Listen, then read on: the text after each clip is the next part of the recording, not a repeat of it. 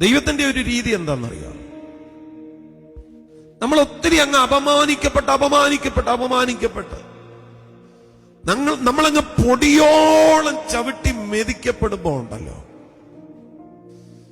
കർത്താവ് പ്ലാൻ ചെയ്യും ഇവനെ അങ്ങ് ഉയർത്താമെന്ന്. അതാ ദൈവത്തിന്റെ രീതി. ഒത്തിരി അങ്ങ് ചവിട്ടി മെതിക്കപ്പെട്ട് അപമാനവും അപവാദവും ഒക്കെ കേട്ട് ഭയങ്കരമായിട്ടങ്ങ് സ്ട്രഗിൾ ചെയ്യുന്ന ആരെങ്കിലും ഉണ്ടെങ്കിൽ ഞാൻ നിങ്ങളോട് പറയാം, ആ ഒരു സീസൺ വേഗം തീരും. കർത്താവ് നിന്നെ ഭയങ്കരമായിട്ട് മാറ്റുന്ന ദിവസങ്ങൾ വരും. ചിലര് ചിന്തിക്കുന്നത് നിന്റെ ജീവകാലത്തെ നീ തലപൊക്കത്തില്ലെന്ന്. അങ്ങനൊന്നുമല്ല. കർത്താവിന്റെ പ്രവർത്തന തത്വമുണ്ട്. ആ തത്വത്തിലെ കാര്യങ്ങൾ നീങ്ങത്തുള്ളൂ.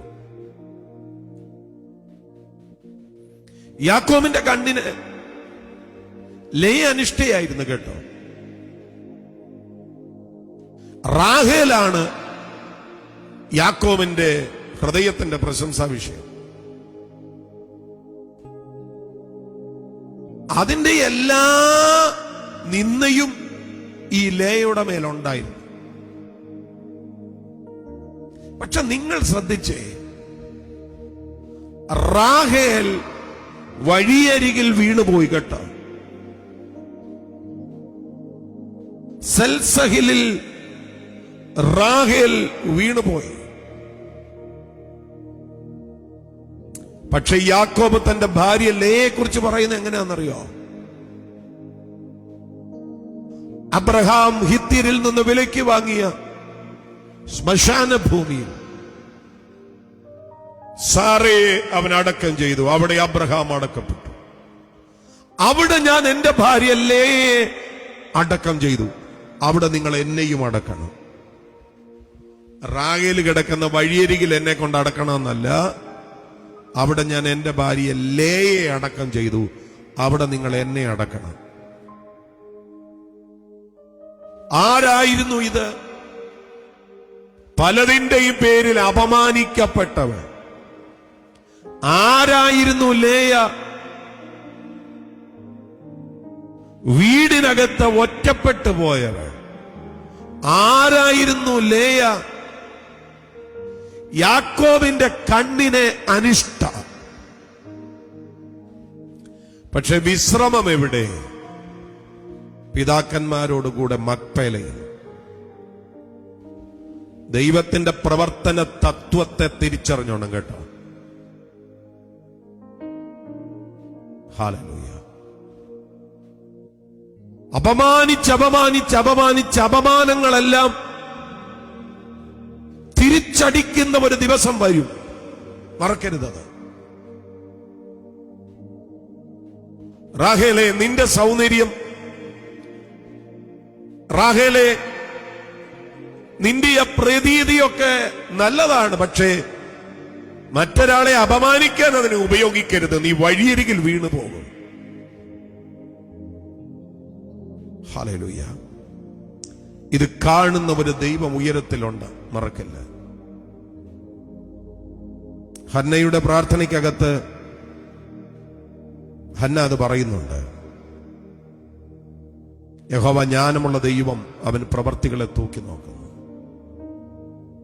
നിങ്ങൾ ഒത്തിരി അങ്ങ് ഭയങ്കരമായിട്ട് അപമാനിക്കപ്പെട്ടിട്ടുണ്ടെങ്കിൽ ഞാൻ നിങ്ങൾക്ക് ഉറപ്പ് തരാം, നിങ്ങളെ ഉയർത്താൻ ദൈവം പ്ലാൻ ചെയ്തിരിക്കുക. ദൈവം അത് സെറ്റ് ചെയ്ത് വെച്ചിരിക്കുക. നിങ്ങളെല്ലായിടത്തും അങ്ങ് ചവിട്ടി മെതിക്കപ്പെടുകയും നിങ്ങളെല്ലായിടത്തും ഭയങ്കരമായി അപമാനിക്കപ്പെടുകയും നിങ്ങളെല്ലായിടത്തും ഭയങ്കരമായി താഴ്ത്തി കെട്ടപ്പെടുകയും ചെയ്യുന്നുണ്ടെങ്കിൽ നിങ്ങൾ 100% അറിയണം, എല്ലാറ്റിന്റെയും അവസാനത്തിൽ അപമാനിച്ച, ആക്ഷേപിച്ച, താഴ്ത്തിക്കെട്ടിയ സകല മനുഷ്യരുടെയും മീതെ ദൈവം നിങ്ങളെ ഉയർത്തിയിരിക്കും. അതുകൊണ്ടാണ് നമ്മൾ ചിന്തിക്കുന്നത്, തന്നെത്താൻ താഴ്ത്തുന്നവനെല്ലാം ഉയർത്തപ്പെടും, തന്നെത്താൻ ഉയർത്തുന്നവനെല്ലാം താഴ്ത്തപ്പെടും. ഇത് സത്യമാണ്. ഈ വചനം വിശ്വാസയോഗ്യമാകുന്നു എന്നതുപോലെ ഇത് സത്യമാണ്. പരീക്ഷന്റെ പ്രാർത്ഥനയിൽ അവൻ നിന്ന് തന്നെത്താൻ ഉയർത്തുക. അവൻ പറയും, നീ നിൽക്കുന്നവനെ പോലെ ഞാൻ അല്ലായികയാൽ നിന്നെ വാഴ്ത്തുന്നു. ചുങ്കക്കാരന് സ്വർഗത്തിലേക്ക് പോലും നോക്കാൻ അവന് പറ്റുന്നില്ല. അവൻ മാറത്തടിച്ച് പറയുക, പാപിയായ എന്നോട് കരുണയുണ്ടാകണമേ. കർത്താവ് ചോദിക്കുന്നു, ആരാ നീതീകരിക്കപ്പെട്ടത്? ചുങ്കക്കാരൻ നീതീകരിക്കപ്പെട്ടവനായി വീട്ടിലേക്ക് പോയി. തന്നെത്താൻ ഉയർത്തപ്പെട്ടവനോ? ഹല്ലേലൂയ. ഇത് ദൈവത്തിന്റെ ശൈലിയാ കേട്ടോ. അതുകൊണ്ട് ഭയങ്കരമായിട്ടങ്ങ് താഴ്ത്തപ്പെട്ടെങ്കിൽ നിന്നെ ദൈവം ഉയർത്തിയിരിക്കും. ഇത് ഞാനിത് പറയുമ്പം ചില വീടുകളിൽ പോലും ഇതുപോലെയുള്ള സംഭവങ്ങളുണ്ട് കേട്ടോ. ചില അപ്പനും അമ്മയ്ക്കും ചില മക്കളോടൊരു പ്രത്യേക പ്രീതിയാണ്. അങ്ങനെ മക്കളോട് വേറുകൃത്യം കാണിക്കുന്ന വല്ല അപ്പനമ്മമാർ ഇവിടെ കാണും ഉണ്ടെങ്കിൽ, ഈ മെസ്സേജ് എങ്ങാനും കേൾക്കുന്നുണ്ടെങ്കിൽ നിങ്ങൾ ഇത് കാണാൻ പോവുക. ചില അപ്പനമ്മമാർക്ക് ചില മക്കളോടൊരു പ്രത്യേക താല്പര്യമാണ്. അല്പം കാണാനൊക്കെ ഒരു സൗന്ദര്യവും പിന്നെ ഒരിച്ചിരി പഠിക്കാനുള്ള കഴിവും ഒക്കെ ഉണ്ടെങ്കിൽ അത് കൂടും.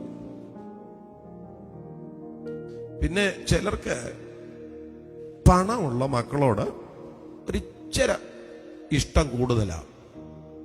പണം ഇല്ലാത്തവരോട് ഒരിച്ചിരി ഇഷ്ടം കുറവാണ്. അവർ ചിന്തിക്കുന്ന ഈ സൗന്ദര്യമുള്ള, ആരോഗ്യമുള്ള, ബുദ്ധിയുള്ള, പഠനമുള്ള, സമ്പത്തുള്ളവരായിരിക്കും ഞങ്ങളെ നോക്കാൻ പോകുന്നത്. ഞാൻ കണ്ട പൊതുതത്വം പറയാം. ഞാൻ എന്നെ അങ്ങനെ സംരക്ഷിക്കുമെന്ന് പറഞ്ഞിരുന്ന ഒരപ്പനെ ഒരമ്മയെയും ഇതുപോലുള്ള മക്കൾ സംരക്ഷിച്ചിട്ടില്ല. അപ്പനും അമ്മയ്ക്കും ഏറ്റവും ഇഷ്ടമില്ലാതിരുന്ന, വീതം വെച്ചപ്പോ പോലും ആ ഇഷ്ടക്കേട് കാണിച്ച ആ മക്കൾ മാത്രമേ അമ്മയുടെ അവസാന കാലഘട്ടത്തിൽ, അപ്പന്റെ അവസാന കാലഘട്ടത്തിൽ വെള്ളം കൊടുക്കാനുണ്ടായിരുന്നുള്ളൂ. ഇതൊരു പൊതു തത്വമാണ്. ഞാൻ കണ്ടിട്ടുള്ള കാര്യവും മനസ്സിലാക്കിയ കാര്യവും പറയുക. ദൈവം നിങ്ങളെ പ്രൂവ് ചെയ്യും.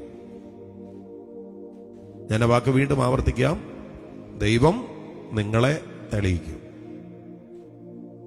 അതുകൊണ്ട് ഇപ്പം ചിലര് താഴ്ത്തിക്കെട്ടുന്നത് കൊണ്ട് അതായിരിക്കും എൻ്റെ ലൈഫ് എന്നൊന്നും ചിന്തിക്കരുത്.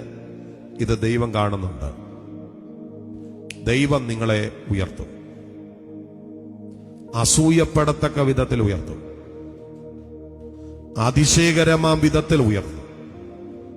ശ്രേഷ്ഠമായ വിധത്തിൽ ഉയർത്തും. വിശ്വസിക്കേ.